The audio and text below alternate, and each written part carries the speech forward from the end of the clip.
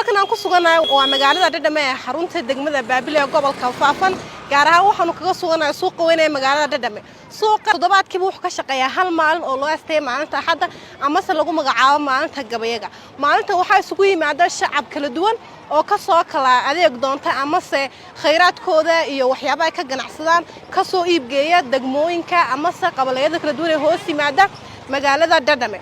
haddaba waxaanu u kuurgali doonaa ama se aynu wax ka ogaan doonaa ganacsatada kala duwan ee suuqa ku soo bandhigaysa ganacsiyadooda kala duwan si ay nooga warbixiyaan maalintan Axadda iyo sida uga faa'iideystaan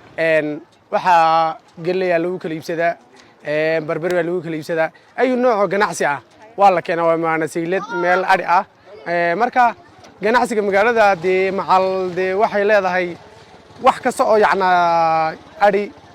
in kastoo arigu ku badan yahay looda marmar baa la keenaa sayladeeda marka magaaladani waa magaalo taariikhi ah waa magaalo meel ku taala mataqana meel degmada bartankeeda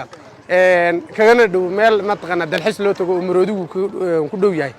maroodiga ayaa laga helaa waxaan eeraar oo kale maroodi baa laga helaa degmadeenu waxay caan ku tahay subagii baad keeli caanii baad iyagoo dee saddex qaada waxaad kaga iibsan kartaa 100 riyaal 80 riyaal malabkiina saaba waa laga helaa dadka bulshada ku dhaqan waxaan leeyahay inay ka faa'iideystaan ganacsigan socda meeshan magaalada Dhadhame leeyahay kolley sayladeedu waa hal maalin ah oo maalintaasna maalinta Axad bay ahayd maalinta Axadna laakiin meel badan baa lagu yimaadaa waa meel istiraatiiji fiican ku taala bay ahayd oo xaqana xadka galaaci xuduud la leedahay xaqana Oromiya xuduud la leedahay dadka daalowta meesha leedahay kolley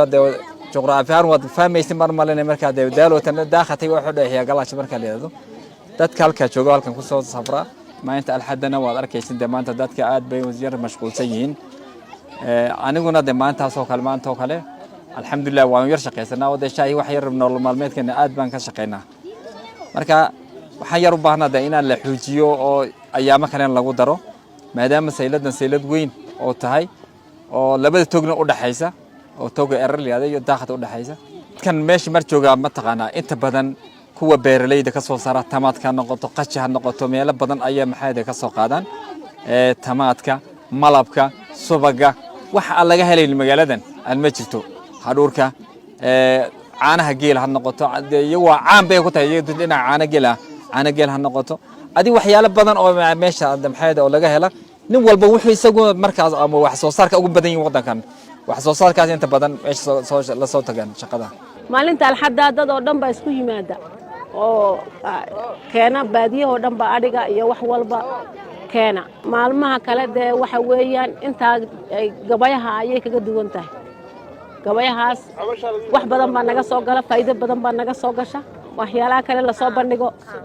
subaga malabka way jirtaa subagu jira malab wuu jira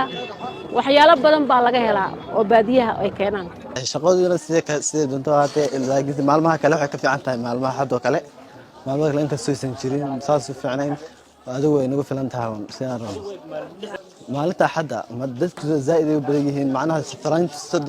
maalinta Axad soo safraan maalmahaas oo kale lacag fara badan soo gashada anaga si fiican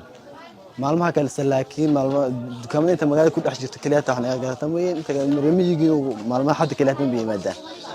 فهمت مالماس سادرادد مالمها أحد ما أنت أحد مالمها كله كود وأنت سفهم بينه وقفي عنته سيلدنا ومان أحدهم سوق محمد هذا مالين سوق في عام بنجونا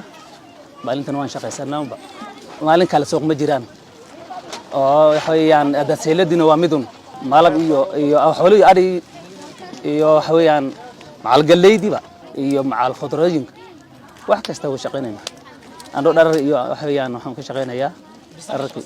أنا قلنا حيان أركي يوم حيان مع